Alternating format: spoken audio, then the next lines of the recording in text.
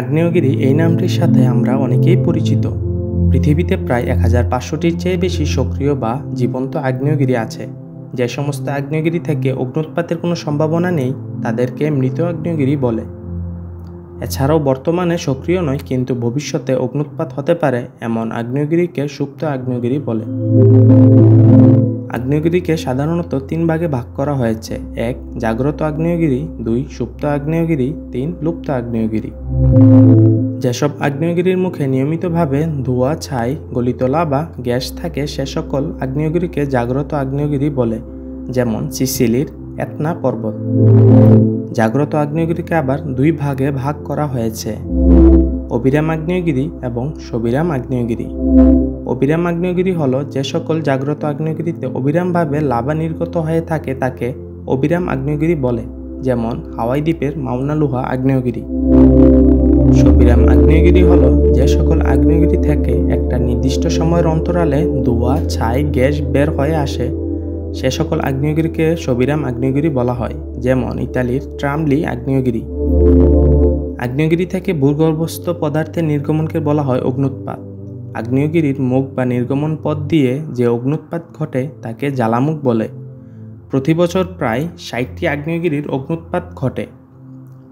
ভূগর্ভে গলিত শিলা যা তাপমাত্রা ও চাপের কারণে তরল অবস্থায় থাকে তাকে ম্যাগমা বলা হয়। এটি আগ্নেয়গিরির প্রধান উপাদান এবং অগ্ন্যুৎপাতের সময় ভূপৃষ্ঠে বের হয়ে এটি লাভা রূপ নেয়। ম্যাগমা যখন অগ্ন্যুৎপাতের মাধ্যমে ভূপৃষ্ঠে আসে তখন তাকে লাভা বলা হয়। এটি ঠান্ডা হয়ে শিলা ও ভূ আবরণ গঠন করে। শুধু পৃথিবীর উপরিভাগে নয়, সমুদ্রের তলদেশেও আগ্নেয়গিরির অবস্থান রয়েছে। পৃথিবীতে সমুদ্রের তলদেশে থাকা বিশাল আগ্নেয়গিরিগুলোর মধ্যে একটি হল দক্ষিণ প্রশান্ত মহাসাগরের টুঙ্গা আগ্নেয়গিরি। 2022 সালের 15 জানুয়ারিতে এই আগ্নেয়গিরিতে হওয়া এক বিস্ফোরণ বা অগ্ন্যুৎপাত বিজ্ঞানীদের অবাক করে। এই বিস্ফোরণের ছাই এবং পানি সমুদ্রপৃষ্ঠ থেকে 33 মাইলেরও বেশি উচ্চতায় পৌঁছে যায়। এখনও পর্যন্ত খুঁজে পাওয়া পৃথিবীর বৃহত্তম আগ্নেয়গিরি হল মাউনা লোহা। প্রশান্ত মহাসাগরে হাওয়াই দ্বীপ গঠনের 5টি আগ্নেয়গিরির মধ্যে একটি হল মাউনা লোহা। ভর এবং আয়তন উভয়ের মধ্যে বৃহত্তম সাব এরিয়াল আগ্নেয়গিরি মাউনা লোহা ঐতিহাসিকভাবে পৃথিবীর বৃহত্তম আগ্নেয়গিরি হিসেবে বিবেচিত হয়েছে। এটি একটি সক্রিয় আগ্নেয়গিরি যার আয়তন আনুমানিক প্রায় 18,000 ঘনমাইল বা 75,000 কিলোমিটার। কিছু কিছু সময় আমাদেরকে আগ্নেয়গিরির কিছু ভয়াবহ অবস্থাও দেখতে হয়, যেমনটা হয়েছিল কঙ্গোর নাইগরোগঙ্গ আগ্নেয়গিরির ক্ষেত্রে, যার ভয়াবহ রূপ দেখতে হয়েছিল কঙ্গোর সাধারণ মানুষদের।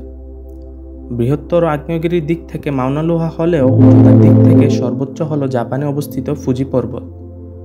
ফুজি জাপানের সর্বোচ্চ পর্বত শৃঙ্গ। এটি একটি লাভা গঠিত সক্রিয় আগ্নেয়গিরি। 1707 থেকে 8 সালে এখানে সর্বশেষ অগ্ন্যুৎপাতের ঘটনা ঘটে।